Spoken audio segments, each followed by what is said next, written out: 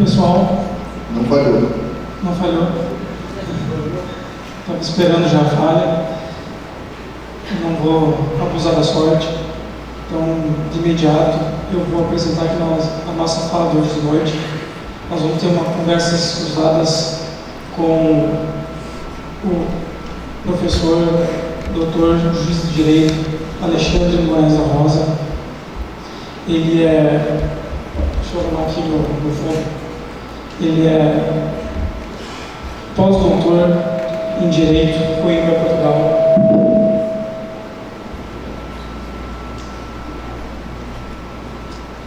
Professor do programa do PPGD da Univale e, como eu já comentei, juiz de Direito.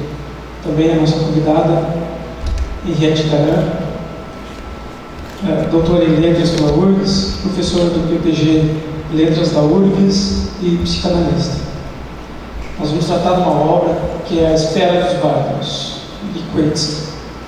Essa obra ela nos permite inúmeras interlocuções e reflexões do direito. Especialmente quando nós trabalhamos essa obra no nosso grupo, nós avaliamos como que o direito retrata o medo, ou melhor, quando que o direito tem medo, ou quando nós temos medo do direito. Eu gostaria, para nós iniciarmos a nossa conversa, que a professora Henriette pudesse contar brevemente do que se trata dessa história, o que estava acontecendo. Parece que esse texto do Coetzee tem uma questão a ser respondida. Uma questão, que é: até que ponto tu és responsável por aquilo que faz? Não me venha dizer que é estagiário, não me venha dizer que é a lei que manda, porque tu está lá. Tu pode não assinar o troço, mas é tu que faz o negócio para condenar, para absolver e para defender. Nesse lugar, o grande tema do nosso trabalho é a culpa que tem vocês aí na plateia, que nós temos em nós mesmos e que nós vamos conviver durante a vida. Até que ponto nós podemos estabelecer a culpa, fazer a punição e a questão do sujeito que, enquanto não pensa, e aí a Henriette foi claríssima, enquanto tu não pensa, enquanto de alguma maneira tu sabes que a coisa tem tortura na delegacia, mas tu nunca viu o rosto de ninguém torturado, ou a versão que chegou na delegacia no processo criminal era de que tinha se machucado, tinha corrido, então fica a palavra do policial contra dele. E perceba, aqui não se faz demonização do policial, aqui é o sujeito que está engolfado pelo jogo. A questão é até que ponto nós vamos, e esse é o dilema do sujeito, que aceita, que sabe, que se dá conta que participa do jogo mortal, e que ele se dá conta disso, mas ele finge que isso não acontece com ele, que é a lei que manda, que a coisa está funcionando. Mas um dia ele vê uma criança do lado de um pai morto. Na hora que ele percebe que ele faz parte dessa sujeira toda, e ele fica com um problema. Quando nós fazemos alguma coisa errada, pessoal, a gente quer se lavar. Quando a gente tem culpa, de alguma maneira, na estrutura que nós pensamos, nós queremos limpar a culpa. A dúvida de cada um de vocês, e que percebe quando faz alguma coisa errada, entre aspas, e aí a coisa errada não é alguma coisa que está prevista necessariamente em lei, mas é do sujeito, o sujeito civil. Aqui esse magistrado tem um problema. Tem um problema que ele sabe que ele faz parte do sistema, do qual ele não tem como mudar as regras, mas que ele se suja. Enquanto ele finge que se suja e não se suja, porque o sujeito que não sabe que se suja é mais feliz. Nesse caso começa a brotar, quem sabe, o sujeito não parar. E aí o que é importante é que é uma mulher, mas não toda, que chega e consegue fazer com que o sujeito vire o jogo. Só que virar um jogo traz consigo o sofrimento. O sofrimento de se colocar em um lugar que é manifestamente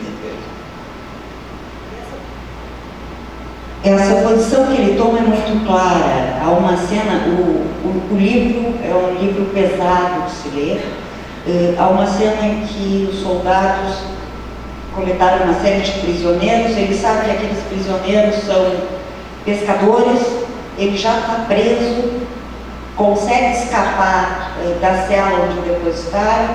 Chega na praça, então, soldados batendo batendo, dando pancadas nos prisioneiros, e quando esses soldados cansam de bater, quando eles cansam os braços, eles convocam a população a pegar os cacetetes e bater naqueles que são apontados como os inimigos dessa coletividade. E a população vai e bate, e ele é uma voz solitária, dizendo não, parem. E a grande questão que ele se coloca a partir do seu sentimento, como um juiz que pronuncia sentenças e condena pessoas, é a situação desse torturador. Como é que um torturador se lava depois de um crime desses? Como? De que forma ele volta para conviver junto com os seres humanos, para jantar com a sua família numa situação normal? A questão dessa mácula que fica. Isso que é eu vou tentar intervir um pouquinho, Alexandre, se o microfone deixar. E nós estávamos conversando hoje no almoço e tu estavas retratando para a gente um problema. Você enfrentou um problema prático, que foi oferecida uma denúncia, e ao analisar essa denúncia você percebeu que toda a sociedade queria que condenasse os caras, mas no final das contas você tinha que assumir uma responsabilidade. Podia contar um pouquinho dessa história para nós tentarmos aproveitar a fala da professora Henriette, que ela acabou dizendo, olha, eles apontavam os culpados e quando os guardas não tinham mais força para bater neles, vinha toda a população com uma vontade geral, uma intenção geral de puni-los, e o magistrado deveria reproduzir essa punição. Assumir uma posição de garante, uma democracia, ou seja, se existe de fato uma função contra-majoritária do Poder Judiciário, ou seja, que ninguém vem aqui puxar o nome pelo cabelo e dizer vamos matar, vamos fazer a votação, quem quiser levante a mão e não vier devido ao processo legal, isso é de uma outra perspectiva que não de qualquer limite democrático. Então a ideia de uma democracia tem um juiz, mas um juiz que não seja um canalha, que se coloca no lugar do Ministério Público para condenar. Na ideia que se pensou desse troço, o juiz é o terceiro, velho. Um terceiro que não tem, o Jacinto vem falar amanhã, que não tem com nenhuma vinculação com segurança pública. Tanto que falam para o juiz que tem que ir lá tem que ir nos conselhos de segurança, tem que ajudar com a segurança pública, porque juiz de uma democracia tem uma função de dizer, ó, cumprido um caso penal, condenação, não cumprido o outro. O que há hoje, e aí o que se fala é que em nome dos grandes inimigos, e isso volta ao termo do texto do Fausto. O que eu tentei articular, e se tivermos tempo nós vamos aí, o filme da Hannah Arendt está em vigor, está na moda. A Hannah Arendt vai mostrar desde a condição humana nesse filme a grande ideia do totalitarismo. O que é a grande ideia? Precisamos ter inimigos. Nós precisávamos ter os comunistas, Alicia e o Carpa passaram por isso, chamados de comunistas, até hoje nós somos vermelhos, que ganhávamos o ouro de Moscou e coisas do gênero. Acabou a Guerra Fria, veio o traficante como sendo grande responsável por todas as mazelas sociais. É tanta ingenuidade que eu fico até desesperado, não tenho mais paciência para discutir com gente que acha que vai prender picolezeiro que vende droga na esquina, está resolvendo todo mundo, quer acabar com o picolé, acaba com uma fábrica, não um picolezeiro. Entulha a prisão, promotor do trabalho, diz que prende poucas, tem 500 mil pessoas presas e tudo que é mais. Então assim, é difícil dialogar com gente seduzida por uma ideia de quem tem um inimigo. E hoje era o corrupto, o inimigo agora é o corrupto. Então, nessa perspectiva, a sentença já está prolatada, a ideia é que se constrói uma estrutura tal que qualquer um que é apontado como um corrupto hoje, ele é larga dentro de mão. A charge hoje do jornal que eu trabalho era que acabou em pizza, que eu quis fazer. Isso porque, no caso que eu julguei, a ideia era assim, você tem uma condenação, uma acusação de prevaricação, velho, tem que provar o elemento subjetivo do dolo. E se eu não arrolo nenhuma testemunha, qual é a chance de você ganhar? E foi esse caso. Mas quem paga por mal, na verdade, é um jogo performado entre acusação e Estado. Mas feito isso, o que eu quero resgatar e sublinhar com linhas grandes é que essa construção do inimigo, nesse livro, fica muito manifesto. O inimigo é qualquer um. O inimigo é quem o Império diz. O inimigo é o Black Bloc hoje. A Globo tem colocado que os inimigos são quem? Os caras que estão na rua. A gente pode discutir o excesso. E a Henriette, que é psicanalista, sabe que hoje em dia o que me parece interessante é que o pessoal, antes a gente odiava o pai, odiava a mãe, odiava o professor. nessas manifestações que tem tido, é um ódio sem objeto. O cara odeia, odeia, odeia, vai odiando. E isso tem um preço, porque isso não tem limite, de alguma maneira. Mas no que se refere aqui à construção da manutenção, coesão do poder, a gente sempre tem que ter um inimigo. O inimigo hoje é aquele que imaginariamente acaba com a nossa paz. Me diga quando nós tivemos paz. E como se ganha, se lucra, se faz toda uma série de discussões interessantes a partir daquilo que não interessa, daquilo que não interessa. Porque se nós pensarmos hoje no país do Brasil, que nós temos 500 mil pessoas presas, e que se prender jeito fosse a resolução desse país, nós não teríamos, além dos crimes hediondos, teria resolvido a nossa situação. A coisa não é assim. A coisa não é assim, nós poderíamos ir por outro caminho. Mas eu quero lembrar uma coisa para vocês. Quando vendem para nós que a diminuição da criminalidade no Brasil se deu pelo sistema das janelas quebradas ou da lei e ordem, é uma grande mentira. Quem leu os dados de criminologia sabe que a diminuição da criminalidade dos Estados Unidos se deu por uma decisão da Corte Suprema de 73. Uma decisão da Corte Suprema, sabe qual foi? Que liberou o aborto. Foram 180 mil crianças a menos por ano. Significou uma quantidade diminuta de adolescentes, depois significou uma diminuição da população carcerária. Não tem nada a ver com o discurso que nós temos, mas para manter a coesão e o poder se usa para exercê-lo a ideia de que nós todos temos um medo do inimigo. E esse livro consegue mostrar que os bárbaros são pescadores. E mais, há um segundo momento no livro que o inimigo se configura não como aquele que está lá fora e aquele que nunca aparece. É a espera dos bárbaros. Eles não aparecem. Que é o poema. Tem o poema do Cavafis, né? Essa espera também está presente, tem toda uma intertextualidade aí desse livro, né? Tem um romance de um italiano, Dino Buzzati, que chama Deserto dos Tártaros, é um romance de 1940 e que foi adaptado para o cinema pelo Valerio Zurlini, é o último filme dele de 1976, filme antigo, portanto, já, né? Que conta a história também de uma fortaleza que fica na fronteira e o tenente fica aguardando os bárbaros que vão atacar.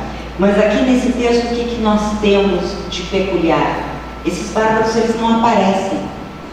Né? Esse povo, que é um povo diferente, que são nômades das montanhas, e que a gente imagina, quando lê o livro, diz, que inimigo é esse? Que força, que poderio militar teria esse inimigo? O que é um absurdo. Mas há um discurso presente de que há esse inimigo, de que esse inimigo é uma ameaça. E isso é um fator, esse medo é um fator de coesão social, de um lado, e de outro lado, de submissão a um Estado que se coloca de forma excessiva, né, na força, no uso da força, até o ponto em que o inimigo está dentro da cidade. São os soldados remanescentes, porque grande parte dos soldados vão então rumo à fronteira e são derrotados, não pelos bárbaros, mas pelas condições climáticas da região. E os poucos soldados remanescentes começam a praticar uma série de crimes na cidade, uma série de desmandos. Estupro, roubo, furto, destroem as casas das pessoas, as pessoas começam a ir embora, tentar se retirar, e também são vistas como traidoras. Todos esses querem fugir dessa situação que foi criada. Na medida em que os soldados vão embora, finalmente, o nosso magistrado é restituído a sua condição de autoridade administrativa, né? Começam a se preocupar, os campos foram todos queimados ou foram inundados. Dizia-se que isso eram atos praticados pelos bárbaros, mas fica claro nas entrelinhas do texto que isso eram atos praticados pelos próprios soldados para forjar como se isso fosse a atitude ou comportamento dos bárbaros. Não muito diferente, né, de situações que nós vivemos na América Latina, onde os militares provocaram atos e responsabilizavam por esses atos o pessoal de esquerda, né? Muito comum, lembro do Rio Centro, né? O episódio do Rio Centro. Enfim, nós temos isso presente. Um aspecto importante desse livro é o seguinte: não existe uma indicação precisa do lugar. Há uma passagem que diz que é março e que a primavera estará chegando. Então nós podemos localizar esse imenso inverno no hemisfério norte. A narrativa dura um ano, os eventos que são contados têm a duração de um ano. Mas com relação à época, em que época isso se passou, nós podemos pegar alguns índices. Um dos índices interessantes está no início do livro. Mas eu não disse por que eu estou falando disso. Eu estou falando disso porque essa falta de referência extra-textual, de referência no mundo empírico, de localizar num lugar e num tempo definidos, faz com que essa narrativa se aproxime de uma atemporalidade, de uma espacialidade. Ela não fica vinculada a um espaço e a um tempo, a uma situação.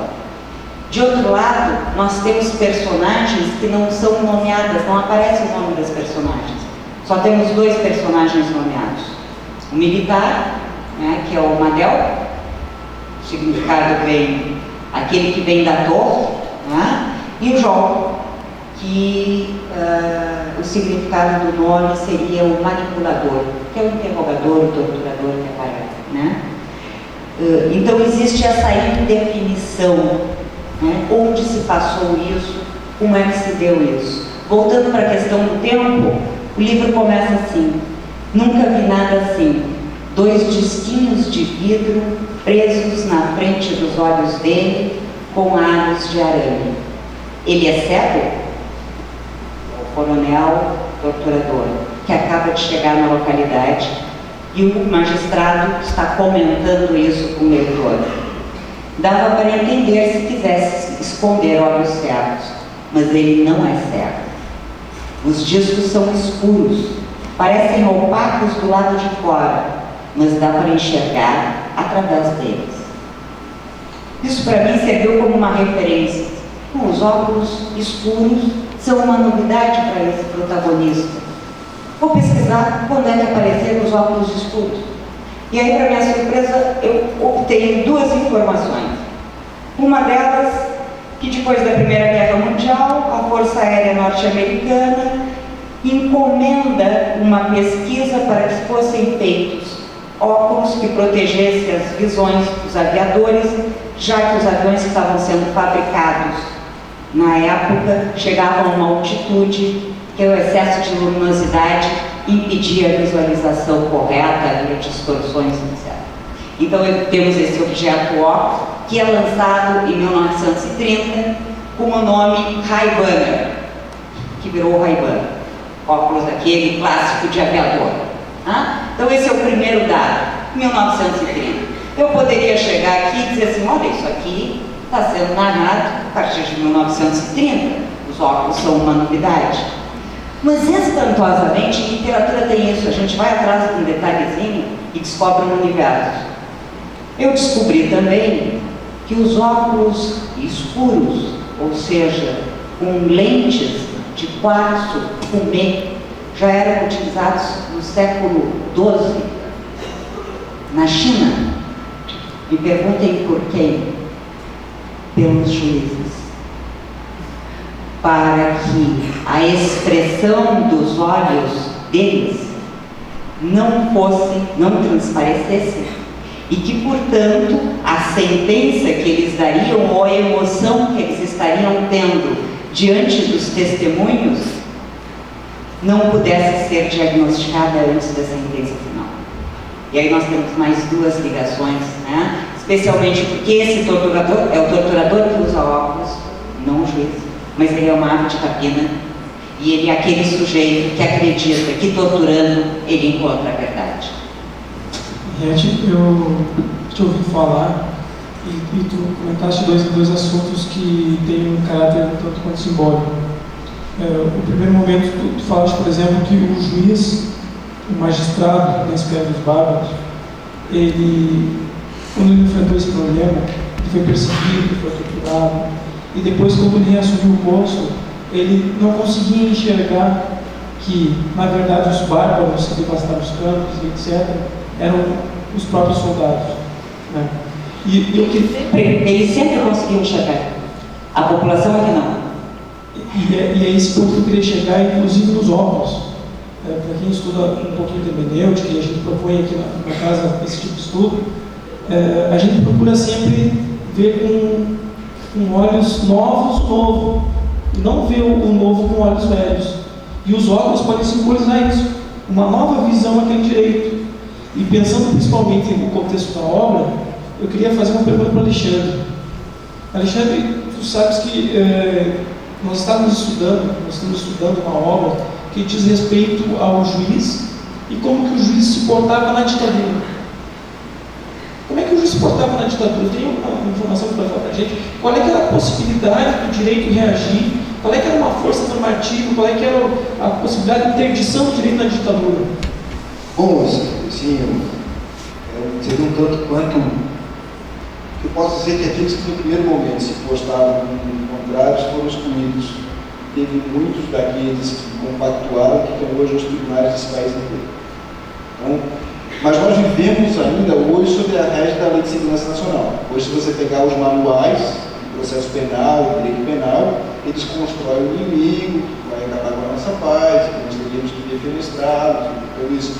Eu, às vezes, não sei se, agora que um processo gravado, tem uns promotores que eu gosto muito, e que eu fico na dúvida se eu estou na igreja universal, ou uma igreja pentecostal qualquer, ou se eu estou na audiência, porque eles dizem que o medo nos ronda, o medo está do nosso lado. Eles jogam com culpa, medo e narcisismo. Talvez com narcisismo exacerbado no processo penal. Mas eu fico pensando se nós realmente superamos a Lei de Segurança Nacional, ou se nós pegarmos hoje o que se discute em relação ao sistema de reconhecimento, se nós não vivemos ainda numa época de ditadura, e se nós não temos a ideia hoje de todos aqueles que resistem, de alguma maneira serem ou os loucos que estão contra tudo, ou aqueles que de fato devem ser excluídos. Nessa perspectiva, eu só queria dizer, e eu acho que vale a pena, mostrar para nós que sempre foi assim. Eu acho que tem um texto da Clarice Lispector que eu acho que muito bem diz isso, mas que não dá para resgatar aqui, em que ele coloca que assim, a cada momento daquela noite em que o celeiro das pessoas são torturadas, ele sabe que as pessoas são torturadas, ele não ouve nada, porque ele continua fazendo o que tem que fazer, ele continua despachando no seu gabinete, ele continua sabendo que tem um barulho, mas pode ser o barulho da rua, pode ser o barulho da cidade, e ele mesmo reconhece que até certo ponto começa a defender a minha própria angústia, ou a minha própria vergonha. E aí nós poderíamos pensar até que ponto o sujeito pode ter vergonha, ou ele pode ter isso, se ele não passou pelas fases que aí a psicanálise pode nos ajudar. Mas ele diz mais, ele diz assim, eu não quero me envolver nisso, eu sou um magistrado da roça, um funcionário responsável pelo serviço do império, não pedi mais nada na vida que uma vida tranquila. Mas aí surge o sujeito, e é interessante que ele fala o seguinte, e aí eu acho que vale a pena dar uma lidinha para vocês, olha só, que duro é isso, coloquem vocês no lugar. Olhando para o coronel, e ele olha para o coronel como esse sujeito que ele acabou de falar que chega, imagina como se sentiu na primeiríssima vez. Será que convidado a ser convidado como aprendiz a torcer o torquete, ou a girar o parafuso, ou seja lá o que for que eles fazem, estremeceu ao menos um pouco ao saber que naquele instante estava ultrapassando o limite do proibido? Vejo-me imaginando também se ele tem algum ritual particular de purificação, realizado a portas fechadas, para habilitá-lo a voltar a comungar com outros homens. Será que ele lava as mãos com muito cuidado, talvez? Ou troca toda a roupa? Ou será que a divisão criou novos homens que conseguem passar sem reputação do sujo para o mundo? E aí eu convivo com os juízes, é uma desgraça, conviver com os juízes, não é fácil, é complicado, eu casei 2 vezes com 2 juízes, não é? Eu sou reincidente, é complicado. E aí tu começa a perceber, curioso. Tu traz a juíza para casa, né? Ela me traz, né? E a discussão é interessante porque eu comecei a perguntar, depois do livro, o que os caras faziam para poder limpar. E o que percebi é uma coisa fantástica. Os juízes chegam quer ver os criminais quando visitam um presídio. Eles chegam direto para o banho, põem toda a roupa para lavar. Tem a questão do álcool, o gel agora, que passa em todos os lugares. Ou seja, de alguma maneira, medidas para criar mecanismos de purificação, eu consegui perceber e dar uma boa pesquisa empírica dessa maluquice. Eu faria uma pergunta, né? Eles estão purificando o quê? Eles estão se purificando dos germes que eles podem ter pegado dos prisioneiros, né? Eles não estão se purificando no sentido de uma expiação de culpa, né? Sabe o que eu senti? Eu perguntei antes assim, eu perguntei, sim, e aí, só um parênteses, eu tenho uma filhinha de 5 anos, que vai fazer 6, chama-se Sofia. A mãe dela é juíza, eu sou juiz, trabalho como juiz, a madrasta também. Todo mundo é juiz, então ela acha que criança. Ler é tranquilo. Aí ela vai ser legal. Sim, tranquilo. Aí, tranquilaço. Aí ela está lá vendo a TV comigo e tem uma rebelião. Os presos quebrando tudo, tocando fogo, e ela pergunta, pai, por que eles estão bravos? Aí eu tento explicar como é que eu vou fazer. Assim, Sofia, no seu quarto cabem quantas pessoas? Ela disse, como assim, papai? Tem quantas camas? 2. Dá para trazer quantas amiguinhas suas do colégio? Quantas você tem? Ela me dá o nome, são 9. Dá para todas elas dormirem ali? Não, não dá. Se todas quiserem comer, tem comida? Mas não sei, comecei a mostrar para ela que não entendia onde dormir, onde comer. Eu disse, pois é, eles estão bravos porque lá onde eles estão, revogaram a lei da gravidade, portaria do juiz da execução penal, 2 corpos ocupam o mesmo lugar no espaço, e eles não têm como. Aí ela assim para mim, e não tem lei, pai? 5 anos. Não tem lei? Sim, tem.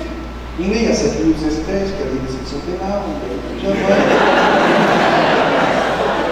Aí ela está fazendo sua formação em direito. Ela pergunta assim para papai, não tem um juiz? Sim, cada lugar tem um juiz. E aí ela me mete na parede. Ela diz assim, o juiz não tem vergonha, papai. Esse aqui tem. Na segunda parte do livro, esse aqui tem. E tem vergonha por ele, tem vergonha pela população, sente vergonha pelos torturadores, sente vergonha pelas vítimas, sente vergonha pelo Estado para o qual ele trabalhou e ao qual ele serviu. Mais uma e vez, a gente sente vergonha junto. E ele diz assim nessa parte, mais de uma vez brinquei com a ideia de renunciar a meu posto e me retirar da vida pública, comprar um mercadinho.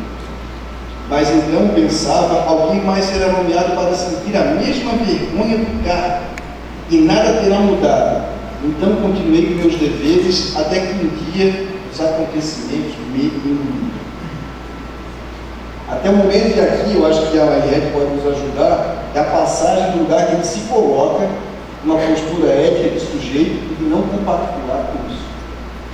Só que quando eu reli aquela parte que ele inicialmente foi chamado, por isso que eu falei dos estagiários, eles estão acostumados assim, eles sempre foi assim, tem tortura, mas é assim, tem que denunciar, foi assim. Então, essa metáfora que o Coelho se constrói das primeiras vezes do batizado, ali o juízo começa com os estagiários. São batizados num sistema que sempre foi assim, em que a ordem funciona, em que você não tem responsabilidade.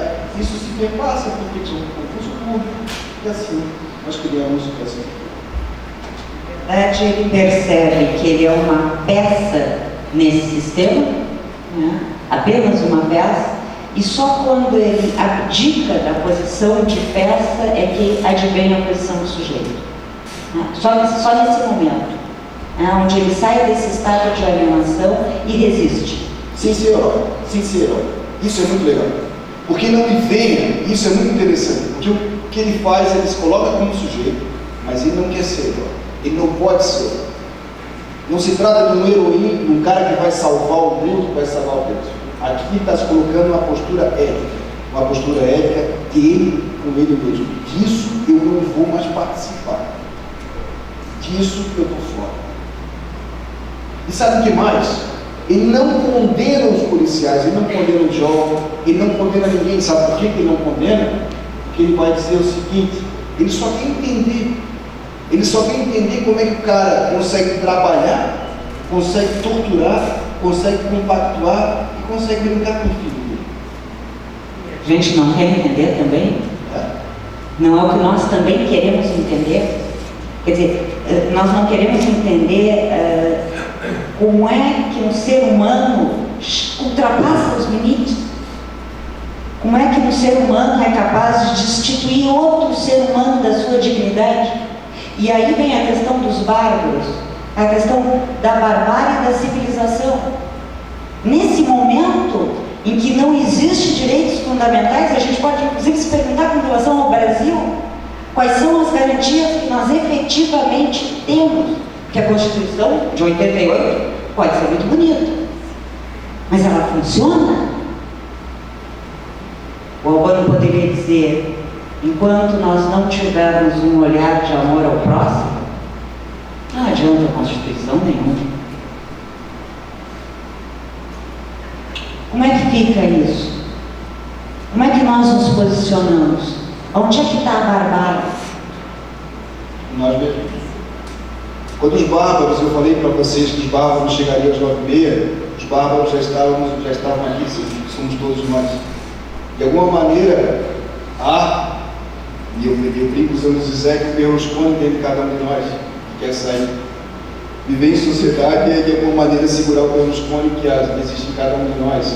E Freud, lá no início, mostrou o que significa a justiça penal, ou seja, a possibilidade de nós julgarmos no outro, talvez aquilo aparentemente legitimado, aquilo tudo que seria uma apropriação nossa.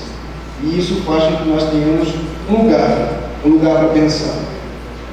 Retomando a questão e sublinhando uma outra coisa que acho que tanto Fausto como Henriette podem dizer, aqui nesse livro, quando eles chamam a criança, eles mostram que a criança tem uma criança que está vendo os sujeitos apanharem, serem torturados, com as mãos perfuradas, com os corpos mutilados, e a criança chupa um dedo. Isso tem um sentido, caramba. A criança está chupando um dedo, agarrada na mãe e com um olhar de júbilo, um olhar de fascinação pelo espetáculo público da punição. A população toda, existe uma espécie de êxtase da crueldade nessa cena da praça, né? Aquela população, ela é invadida por um furor de crueldade. É o sangue, eles querem ver sangue, eles querem... E os prisioneiros que foram arrastados até o centro da praça, eu acho que é importante descrever essa imagem. Eu não vou conseguir descrever com a maestria que o Kurtz faz, mas eles têm, o magistrado olha e diz que parecia que aquela fila de prisioneiros que estavam todos com dor de dente, porque todos eles tinham as mãos junto ao rosto, assim. E ao chegar perto ele percebe que havia em todos os prisioneiros um arame que passava de um para o outro prisioneiro, entrando pela palma da mão, pelo meio da boca e saindo na palma da outra mão. Na hora em que o soldado baixava esse arame, imediatamente todos eles se jogavam no chão urrando de dor. São cenas assim que são descritas. Aliás, o livro devia vir, né? Se você usar o marca-passo. Eu acho que, Alexandre, só para lembrar o pessoal que aqueles que tiverem perguntas, por favor, encaminhem as perguntas por escrito para o pessoal da organização, a Priscila está à disposição. Eu também só queria aproveitar com essa fala da Henriette, que é algo que me chama muito a atenção e a gente procura tratar isso com os alunos. Como que a gente tende a reproduzir o sentido? A gente reproduz o sentido das coisas e muitas vezes a gente nem questiona a origem ou se efetivamente qual é esse sentido das coisas. Eu vou tentar responder isso para ti assim. Eu fiz a graduação em 96, me formei em grau em janeiro de 97. Em fevereiro de 98, eu passei no concurso, assumi a função de juiz. Tinha 24 anos de idade, fiz 16 anos de magistratura. E aí, tu está numa sala de audiência, como é que tu julga? Como é que tu sabe se a testemunha está falando a verdade ou não? E aí, tu vai perguntar para o mais velho, como é que faz? E aí, sabe o que é o desespero? Os caras são absolutamente paranoicos. Eles acham que se olhar no fundo da testemunha, nos olhos, eles conseguem saber qual é a testemunha que é mentira. Eles conseguem acreditar que a testemunha entrou mancando, ela está mentindo, quando olha para o lado. Aí assim, me lembra a minha mulher, que para entrar no avião tem que pisar com a perna direita. Então se não pisar com ela é uma neurótica obsessiva legal. Então assim, ela, tudo é certinho, então ela tem que pisar. Legal. É legal, porque aí... Legal. Se fosse melhor ela ser neurótica obsessiva e ser juiz do que se fosse uma perversa. Mas, até porque, igual aqui, as estéticas são bem objetivas também. Mas só queria mostrar isso para falar isso assim, porque quando você tem um ambiente probatório aqui, ele reproduz, porque ele pergunta assim, quando é que você sabe que ele não está mentindo? Aí, deixa eu dar. Vou ler aqui o trecho que está te referindo, que era o que eu tinha separado. O juiz pergunta, o magistrado pergunta para o coronel João: como o senhor pode ter certeza de que um homem disse a verdade? João responde: há um certo tom que aparece na voz de um homem que está dizendo a verdade. Treino e experiência ensinam a reconhecer esse tom. Responde o juiz: o tom da verdade? Dá para perceber esse tom na conversa de todo dia? O senhor consegue escutar quando eu estou dizendo a verdade? Ele está sendo cínico. E aí segue o relato. É o momento mais íntimo que tivemos até agora, o qual ele afasta com pequena aceno de mão. E aí vem a fala do coronel: não, o senhor está entendendo mal. Estou falando de uma situação especial apenas. Estou falando de uma situação em que estou procurando a verdade e em que tenho que exercer pressão para descobrir a verdade. Primeiro eu consigo mentiras, entende? É isso que acontece. Primeiro mentiras, depois pressão, depois mais mentiras, depois mais pressão, depois a quebra, depois mais pressão, depois a verdade. É assim que se consegue a verdade. Eu só quero aproveitar, e você como professor de letras deve também enfrentar e se deparar com isso. Eu, por exemplo, em algumas disciplinas, eu peço para que os alunos façam um resumo, uma resenha, um fechamento, e quando eu vou fazer a correção eu não tenho letra nenhuma. Não dá para entender o que os caras escrevem. Eu me lembrei disso porque quem escreveu aqui, acho que acabou não fazendo a caligrafia. Eu vou tentar. Ele faz uma pergunta para o Alexandre. Segregar preventivamente os envolvidos no incêndio da Boate Kiss foi, de certa forma, uma resposta correta, coerente com o direito, e o direito sem resposta correta, ele sucumbiu ao clamor social. E ele complementa ainda a pergunta: seria isso mesmo o direito? Nesse caso, a sociedade é os bárbaros? Sim. Nós, em relação à contrapartida, que é o final, nós somos os bárbaros, sim.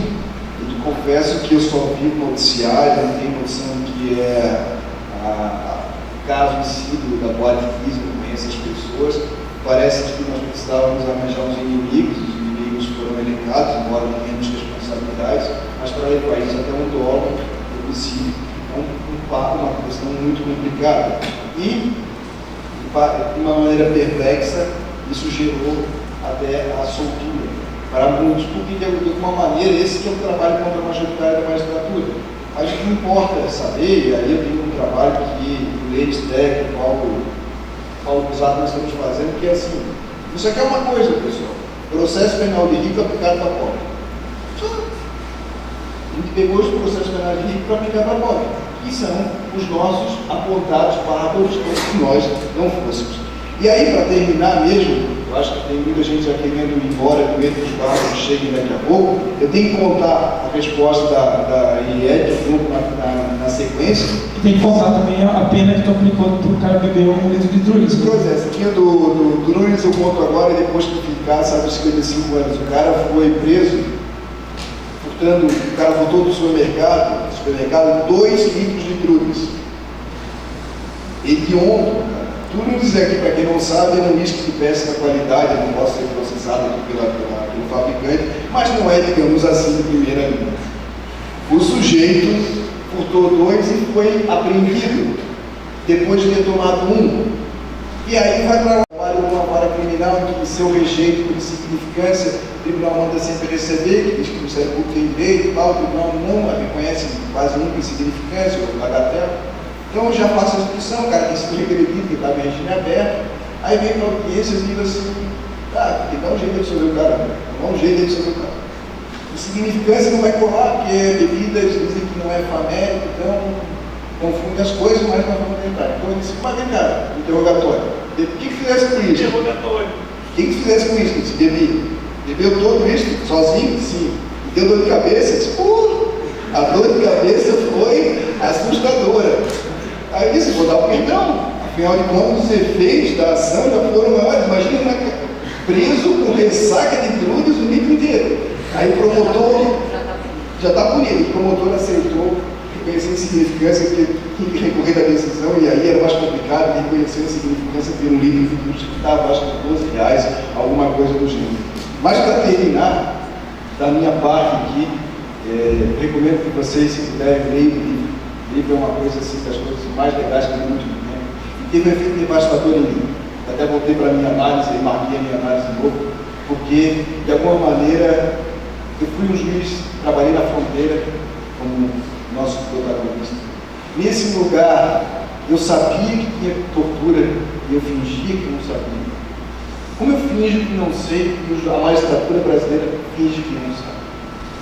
Nós vivemos uma regra ainda da Lei de Segurança Nacional, está no nosso dia a dia, talvez ela não bata na nossa porta, mas ela existe. E os bárbaros somos todos nós.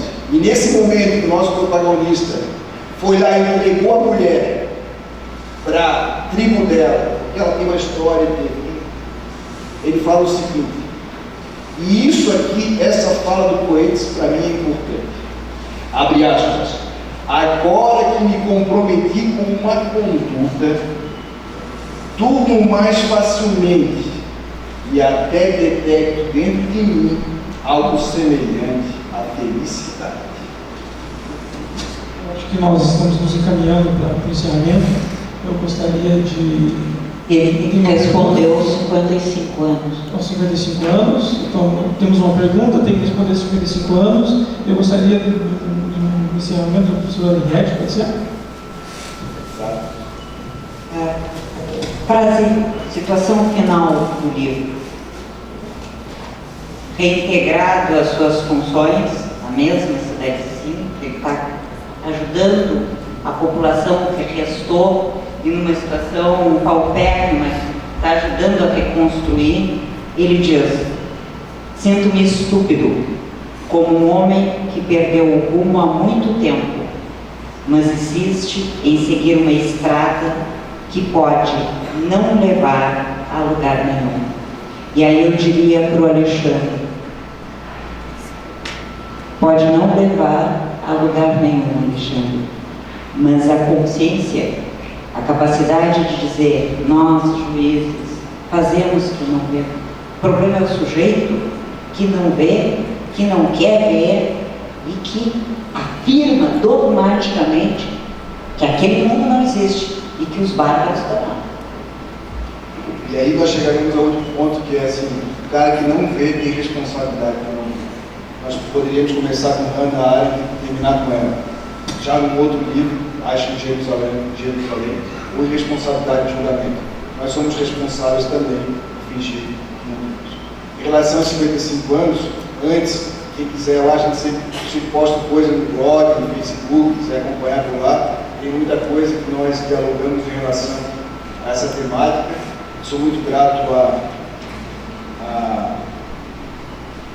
ao Imed, ao André, ao Fausto, à Ângela, à Henriette, dizer para vocês que quando eu passei por 24 anos na magistratura, eu não tinha dimensão do que era julgar alguém.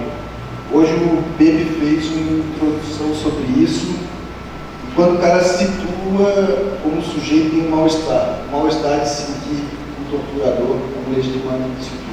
Sempre, talvez, sempre, porque o sistema penal serve a quem? Uma democracia capitalista, sempre é alguém. E daí nós pensamos sobre isso. 55 anos, eu fiz o que podia, uma redução de danos. Por quê? A pena era aí uns 150. Tentei diminuir o que deu. Porque a minha ideia aqui é trabalhar como alguém que pode. dentro do sistema, no erro e no jeito. No erro e no jeito. O cara era, de fato, um bárbaro. Para chegar a ter 55 anos de uma pena minha, o cara fazia e acontecia. Uma quantidade assustadora de estupros, de latrocínio, o cara realmente precisava de ajuda. O direito penal não é a solução para ele, como não é a solução para ninguém. Uma democracia. De alguma maneira, eu não viro o rosto para não me afogar, como acabaste de ver, e sigo adiante, pretendendo que nós possamos, na medida do possível, dizer daquilo que nós estamos sempre responsáveis por fazermos ou não fazermos parte. Eu já pensei em abrir o mercadinho várias vezes. O salão de beleza, eu penso no salão de beleza, mas isso não apagaria a minha falta, isso não faria com que eu pudesse me responsabilizar por aquilo que, de alguma maneira, eu recebi. Espero que vocês possam pensar cada ato de vocês e saber, mesmo não assinando como estagiários, vocês também são responsáveis. De alguma maneira, todos nós somos nós. Muito obrigado.